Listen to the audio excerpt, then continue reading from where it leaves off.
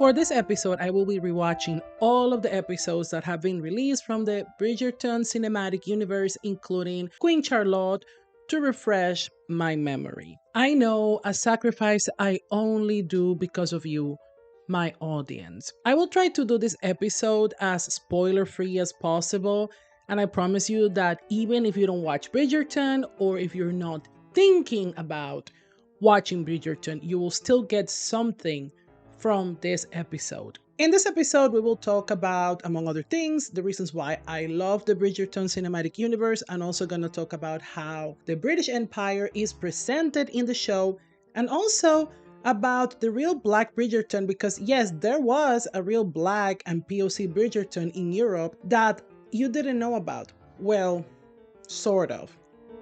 Let's start talking about the things that I love about Bridgerton. In this part, I will focus mostly about the Bridgerton seasons because the Queen Charlotte season will have its own part in this episode. But for a lot of things I will mention in this section, they also apply to the things that I love about Queen Charlotte. I love the romance, the yearning, the passion, the drama, the gossip, and the cute but historically inaccurate fashion sometimes. Like, I am Latina. Bridgerton, it feels like a telenovela to me. I love camp, I love cheesiness. It's really fun. Let me know in the comments what you like about the TV show if you watch it. I will read some of your comments and at the end of next episode. And while you at it, don't forget to subscribe and share this episode. My favorite thing about the show is how Black and POC people are presented, especially Black people. It is so refreshing and makes me feel safe to just see people who are just existing. Like, to be a Black woman navigating the world can be exhausting because of white supremacy and because of how our bodies are perceived when we take up space. Because, like, even when we're doing nothing, maybe we're just existing, the way society perceives us is like in a very extreme way. Like, there's a lot of misconceptions about us, Black people, especially Black women, that we're too loud, that we're too sexual, that we're too manly, that we're too violent. And sometimes you just don't have space to exist, you don't have space to breathe. In the show, I see Black people just existing. They breathe. They are treated like anyone else. They're beautiful, they're essential, they're capable of loving and being loved. But they're also complex. They're full of contradictions. They're just humans. And also the way Afro hair is presented in the show. Gorgeous in all its glory. Film and TV shows often never care for Afro hair, and in most instances, they just completely disrespect Black actors by not even considering hiring experts in Afro hair, even when having the budget. But the Bridgerton cinematic universe is the exception to this rule, and I do hope more production companies follow suit. So you can tell that the costume, the hair, and makeup department hired people who don't only understand Afro hair, but who also love and care for it. We see it, as I mentioned before, in all its glory and beautiful display of creativity while adding to the overall storytelling and arc of the characters. And the reason why I want to mention this part about the representation of Black and POC people is because I'm going to touch a lot of touchy subjects in this episode. And I want to make it very clear that I respect and value the decades of work it took African American and Black British creatives in the film industry for us to have some sort of positive human Black representation, or Black representation that didn't rely on trauma fetish or on negative stereotypes. I don't think you understand how much I hate trauma movies. For me, it is enough to read or to watch documentaries about it, especially because of my content. I do encounter information like that on a daily basis. I don't want the Bridgerton cinematic universe to become more serious when it comes to conversations about race and racism. Just please spare me the weird lectures. I know this will be a very controversial conclusion for this conversation. I prefer when the show doesn't talk about racism at all, which, by the way, they have stopped talking about racism, and I appreciate that a lot. I feel like my intelligence gets insulted. I don't like to be lectured by liberals. Let me know in the comments if you agree or disagree with me and why. enjoy the show. Like, I still do. I love Bridgerton. I'm looking forward to the part two of this season. Bridgerton is my comfort show for me personally. To be honest, about the media I'm consuming makes it more enjoyable. I believe we can both enjoy things and be critical about it. Now let's talk about the hidden message in period dramas. I will do something that I never do in my content, that I'm going to share something personal about me with you by telling you about one of my many guilty pleasures. I love period drama movies. Like, my favorite period drama movies are the Sisi movies, the German version about the Empress Elizabeth of Austria. The actress was Romy Schneider. They are a guilty pleasure of mine. And again, I do believe the monarchy needs to be abolished, but there's something about that eccentric, inbred, fatphobic Bavarian princess that fascinates me. And even I went to the Castle Godelo in Hungary. I went there. But we must admit that period pieces like her movies, the Queen Elizabeth movies, the Downtown Abbey TV show, and the Romanov cinematic universe are pro monarchy pieces of propaganda.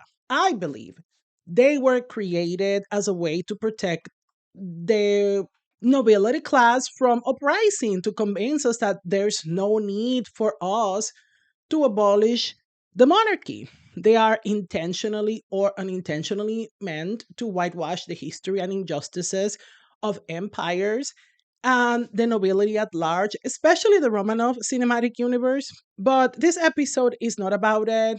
This is Mango editing here. Just a quick note that I want to add. There's something else that I get from period dramas when I watch them, and is understanding, meaning that I understand why the French Revolution had to happen. I understand why the Russian Revolution had to happen. I understand why, in a lot of places, the monarchy had to be abolished. Because through this romanticization, you also see, like, this is ridiculous. So, reading the perspective of those who were in the oppressed classes is the most important part. I'm just saying that next time you watch a period drama and you're enjoying a period drama, just also say that to yourself. You know what?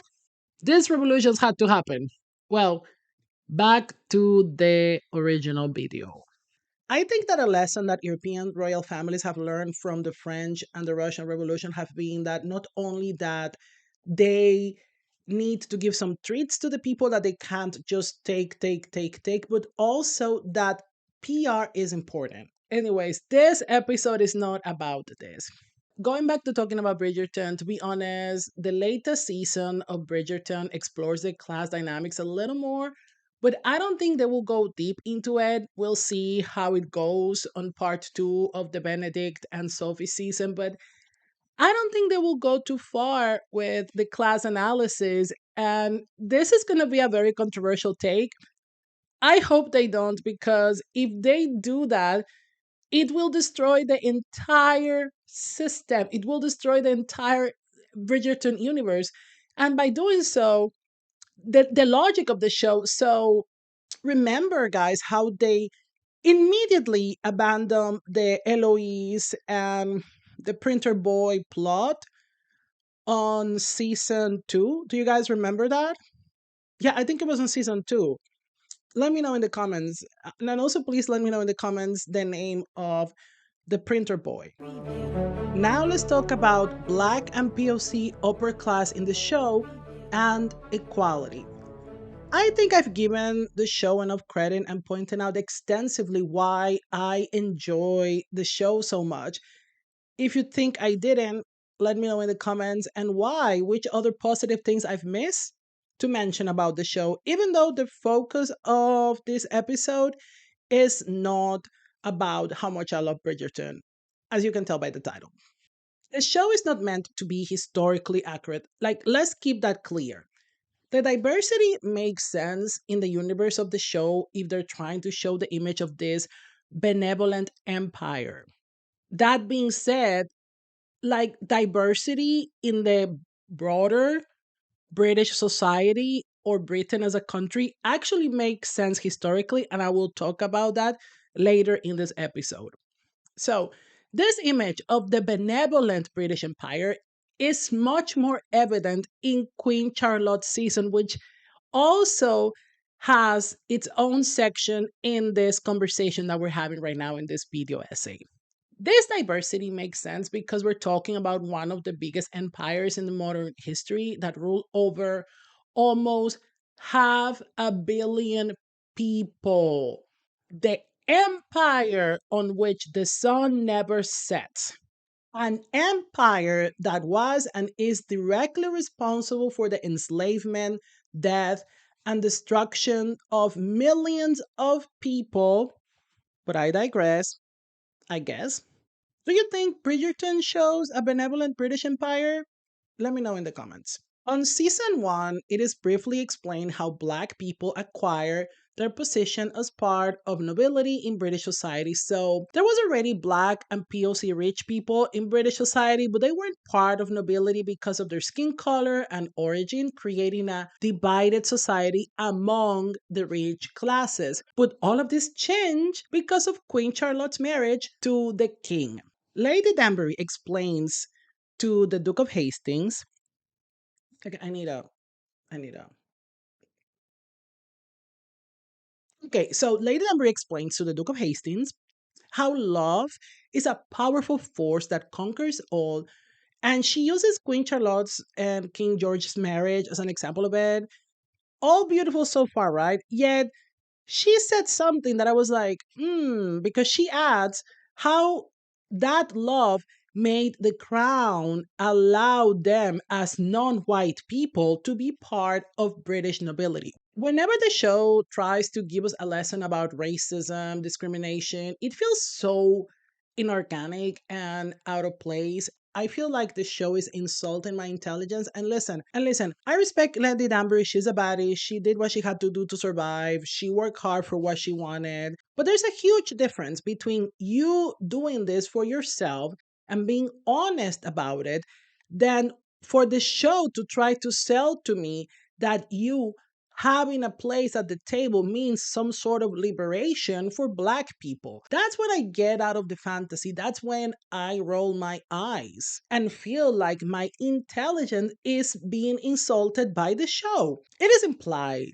that Black people being part of the same power structures of British society has pushed Black people forward. But what about Black lower class in the show? What about the Black servants? What about Black poor people? What about the Black people that live on the other parts of the British Empire? Also, like throughout the show, they refer to Britain as an empire. So we know Britain is an empire. And also, for example, India is mentioned in season 2 because of the Sharma sisters. They come from India. Something that I like about the show, by the way, something very positive that I think is important for me to mention is that the show doesn't use Orientalist tropes. We see beautiful Southeast Asian dark skinned women, which you will almost never see, not even in Bollywood, because of colorism. However, I feel that this season is an introduction to the whitewashing of the British Empire that we see in a more direct way on next season, which is the Queen Charlotte season. Now let's talk about Queen Charlotte and whitewashing of the British Empire. In this season, the conversation about racism is more overt compared to the rest of the Bridgerton series, which addressed the topic in a very subtle way. Actually, they only address it one time in season 1, the example that I mentioned. And the reason why the Queen Charlotte season is the season where they talk the most about racism is because it was Queen Charlotte's marriage that cured racism in British society. So racism was cured in the Queen Charlotte season. There's no need to talk more about it, which I appreciate. I appreciate that. The things I love specifically about the Queen Charlotte part is like why I love the show in general, especially when it comes to Black and POC representation. And I also love that they played with the theory that the original Queen Charlotte was black or that she had very visible black ancestry. However, the original Queen Charlotte, she wasn't black. She didn't have black ancestry. She didn't look like a Moor. She was white, okay? I apologize to my black British siblings who believe this theory, but it's not true. There are better documented and more visible examples of black people or people with black ancestry who were part of high society in Europe. And I will talk about it in more details on this episode next section because, yes, there was a real Black Bridgerton. Well, sort of. This section will be full of spoilers, unfortunately, because I cannot discuss Queen Charlotte's without saying spoilers. So you've been warned, and it's not me endorsing Netflix. I'm just saying that there are ways to watch this show, like local libraries. Sometimes local libraries they have DVD copies that you can borrow. Queen Charlotte is a German princess who's gonna marry the King of Great Britain, Ireland, and the colonies, King George. During this time in Britain, there was an established black and POC rich class, but they weren't titled, meaning that they weren't part of the nobility. It was evident that in Germany, where then Princess Charlotte was from, that was not the case, insinuating that Germany had no race divide in their society like in England. So what they're saying is that Germany was the first woke monarchy according to the Bridgerton universe. However, Great Britain is a much more powerful and bigger country than the whichever small region Charlotte and her brother come from. Queen Charlotte's brother explains to her that they are the first people who look like them that see themselves in the position of being part of one of the most powerful monarchies in Europe, to be chosen by the British monarchy. We know why they chose Charlotte to marry George because of his debilitating mental health state. However, even though Charlotte's family, both in the show and in real life, were small, it was still a prestigious, noble family. So Charlotte arrives to Britain and she meets the Queen Dowager, King George's mom, and she is very surprised about Charlotte's skin color.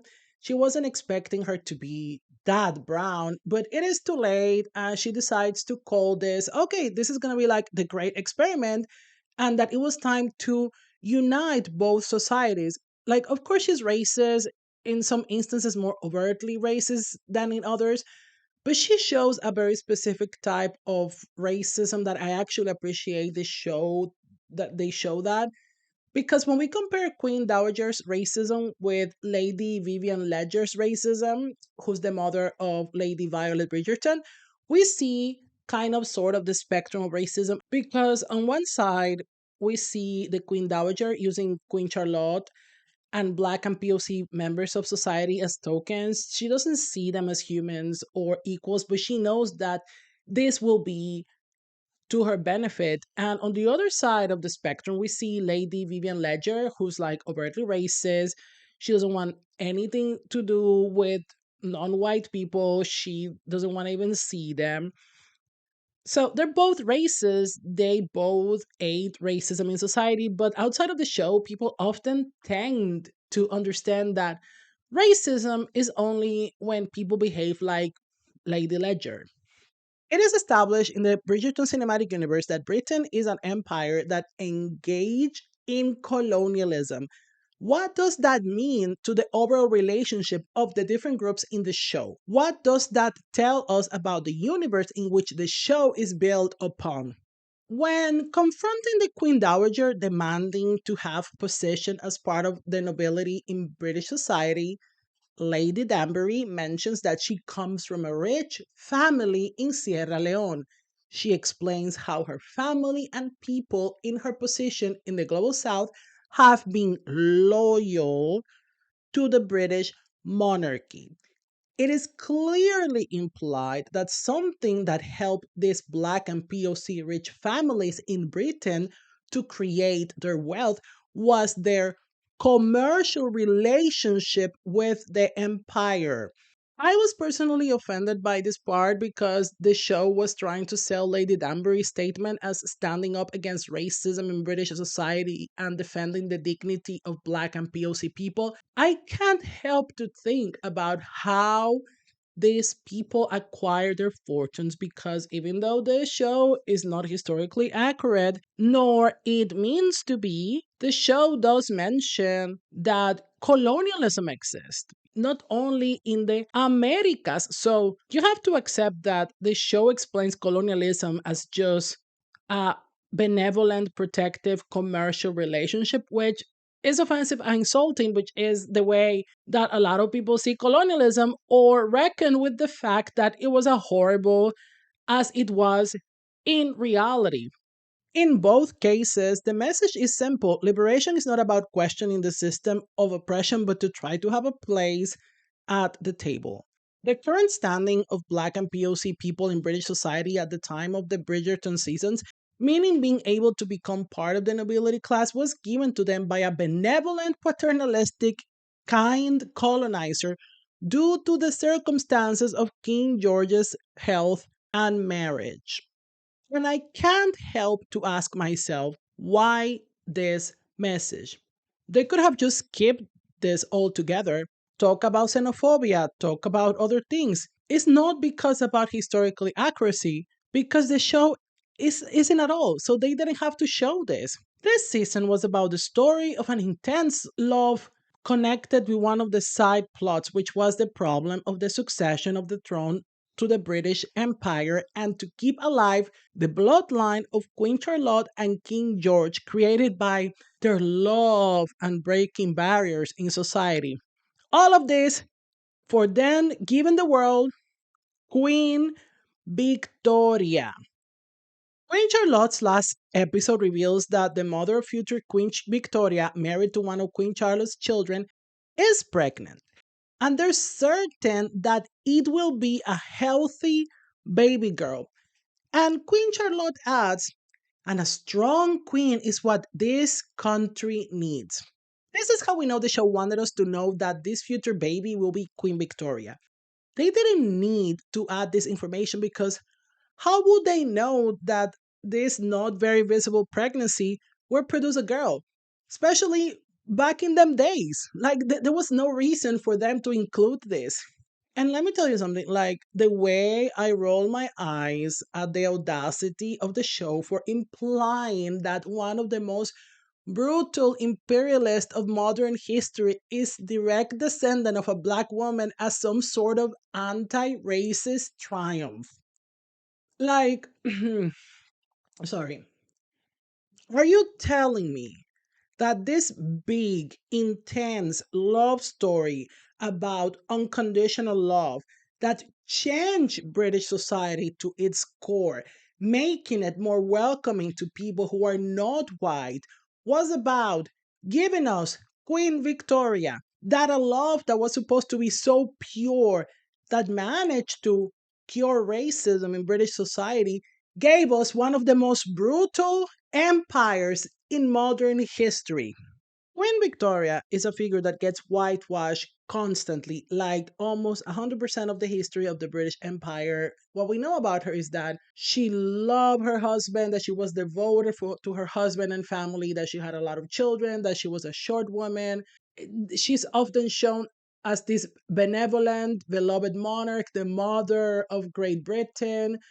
Mango in the North, editing here. This is a quick parenthesis, but it's still connected with what we're talking right now. So while I was editing this video, I found out about this movie called The Young Victoria, which is a 2009 British period drama film based on the early life and reign of Queen Victoria. So for my Patreons, I'm going to do a reaction and commentary on this movie while I watch it for the first time. I hope you enjoy it. So go check my Patreon where you're going to watch this exclusive content. Now to the episode. Something that we can all agree is that British people have mastered the art of PR and editing their own history. Like the reign of Queen Victoria, who was not only the Queen of the United Kingdom and Great Britain and Ireland, she was also the Empress of India, was marked by intense imperialist expansion and brutal subjugation of those territories, especially India, and harsh social inequality and poverty against the working class in Great Britain. The poor and no improvement in women's rights. Like, is this the culmination of the great experiment? Is this what we should all aspire to? As Black people, I mean, I can't stop thinking about current events, how some interpret having Black people as tools of imperialism as something it should be celebrated by the Black community as a whole. And by that, I'm also including the Black diaspora. The whitewashing of the British Empire is the norm, even in the news. So Bridgerton is not doing anything new about it. We see it happening in real life while the United Kingdom currently engages in very violent colonial endeavors, even them using non white people as the faces of them in some instances. Bridgerton is not unique when it comes to the whitewashing of the British Empire. One could say that they are a drop in the ocean of constant whitewashing of the history of Great Britain. Every single period drama ever has been doing it. Now let's talk about the real Black Bridgerton. What if I told you that one of the most historically accurate aspects of the show was the Black and POC representation? Well, sort of. Before I continue with this section of this episode, I want to point out that there's a very offensive and outdated term that is and has historically been used to describe this class of Black people back during the colonial times. But even though it is a term that it is used, that it is important in the political and historical context that we're referring to as a social class of the time and that themselves will use it to describe themselves, I chose to call them mixed Black people instead. And yes, that horrible word that I'm avoiding using rhymes with gelato. Europe has always been multicultural. Like, look at the geographical position of Europe, its size, and its history. To even imagine a Europe that was purely white is historically inaccurate, and to also imagine a Europe that is ethnically homogeneous is just a lie. And I will not go into details about the construction of whiteness, etc. I've made a lot of episodes about it. You can go check them out. We must learn about Black Europeans, especially because we know how aggressive ideas about ethno nationalism are and how Black history gets constantly erased. For example, do you guys know that during World War II, when the army of the Austrian failed painter with a mustache invaded France, they destroyed statues of Thomas Alexander Dumas, who was Alexander Dumas' father, and he was a black general in Napoleon's army. I will talk more about him later. Archiving is important. Archiving is political. That's why white supremacy wants to control it as much as possible. That being said, examples of Black people participating in European society doesn't mean that European society wasn't extremely racist. The transatlantic slave trade was happening at the time, which did not only involve the cruel and violent kidnapping, killing, torture, and abuse of millions of Africans, but also the ideological, political, and social structures to keep and justify slavery. And almost all of these structures exist today, sadly. When talking about this aspect of Black history, specifically Black European history, people get kind of lost in the sauce. This is not about defending respectability politics, but to learn about history. Of course, Black and mixed Black people didn't have the same opportunities in European society. They were victims of racism in the different European cities that they lived for obvious reasons. As far as I know, there were no Black or mixed Black people titled in European societies, except for one that I will mention. Most of them lived among white working class and white poor people, and they will marry each other. But there are examples of somehow known Black people in Europe because of several reasons, to mention a few. Okay, so we have George Augustus Polgrim Bridgetower, a British virtuoso violinist born in Poland who was praised by Beethoven. We also have Sarah Forbes Bonetta, a Yoruba noblewoman who lived in England for a while and was Queen Victoria's goddaughter, and she was kidnapped. We have Catherine Despard from Jamaica. She married an Irish political activist, Colonel Edward Despard. We also have Bill Richmond, famous British boxer born into slavery in New York. We also have Olaudah Equiano, a famous abolitionist who lived in London as a freedman.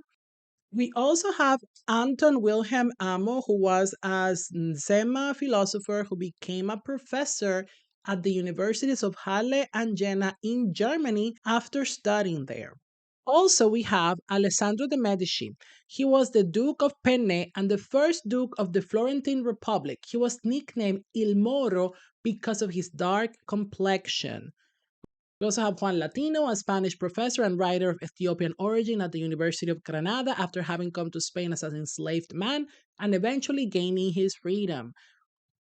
We also have Juan de Pareja, a Spanish painter who was born into slavery in southern Spain.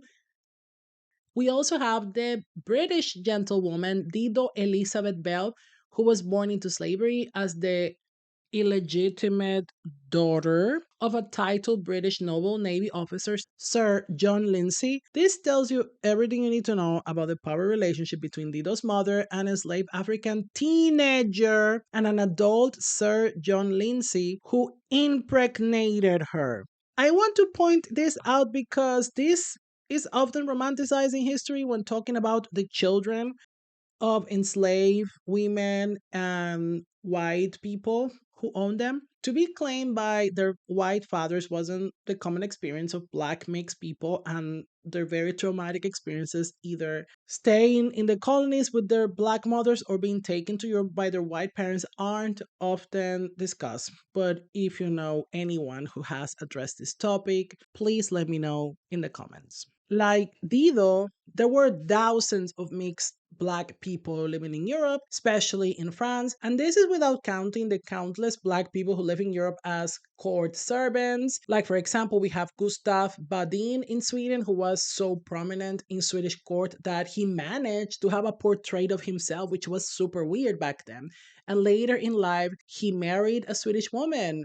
So, ironically, Madame de la Croix in the Bridgerton universe is the closest we'll see in the show how some black mixed people live in Europe at the time, especially since she is French. Before and during the French Revolution, France had a class of mixed black people who, even though had access to some structures of power and privilege in French society, they still weren't treated as equal. And when I mean like some structures, I mean like education, go to school, things like that. In French society, we have a lot of examples of very famous Black people. We have Louise Marie Therese, a Black Benedict nun, the daughter of one of the many Black servants at the time in the French royal court, being most likely the illegitimate daughter of King Louis XIV. We also have Louise Guizot, a French politician and the first Black mayor of a French commune. We have Jean Baptiste Belly, former enslaved man who was a member of the National Convention during the French First Republic. We also have Joseph Bolognese, Chevalier de Saint George, was a famous French violinist, composer, and orchestra conductor.